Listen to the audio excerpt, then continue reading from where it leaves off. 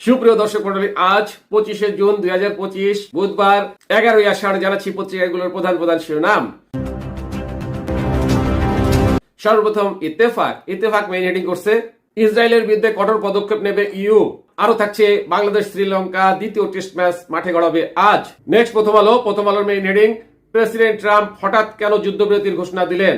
এরপর যুগান্তরের main heading, ইরানের পরমাণু স্থাপনা ধ্বংসের বিষয়ে যে তথ্য দিল মার্কিন গোয়েন্দা সংস্থা। নেক্সট ভোরের কাগজের মেইন হেডিং, সাবেক সিইসি নুরুল হুদাকে হেনস্থা, স্বেচ্ছাসেবক দল নেতা কারাগারে। এরপর জনকণ্ঠের মেইন হেডিং, ইরান ইসরায়েল নাকি যুক্তরাষ্ট্র, কে জিতলো।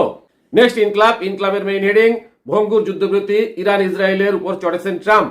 এরপর আমাদের সময় মেইন হেডিং, ইরানের উপর হামলায় পারমাণবিক স্থাপনা ধ্বংস হয়নি। নেক্সট কালেকণ্ঠর মেইন হেডিং, শান্তিতে নোবেল পুরস্কারের জন্য ট্রাম্পের নাম প্রস্তাব। এরপর সমকালের মেইন হেডিং, ব্রিটিশ রাজনীতিতে হস্তক্ষেপের চেষ্টায় ডক্টর ইউনূস ও দুদক টিউলিপ সিদ্দিকী। নেক্সট জায়জাইদিনের মেইন হেডিং, যুদ্ধের সমাপ্তি ঘোষণা করলেন ইরানের প্রেসিডেন্ট। এরপর মানবজমিনের মেইন হেডিং, নড়বড়ে যুদ্ধবিরতি। নেক্সট বিবিসি বাংলার মেইন হেডিং, ইসরায়েল ও ইরান সমানভাবেই যুদ্ধ বন্ধ চেয়েছিল ট্রাম্প। সর্বশেষ আরটিভি নিউজের মেইন হেডিং, ইরান ইসরায়েল যুদ্ধে কে জিতলো। শুনছিলেন সংবাদগুলোর শিরোনাম।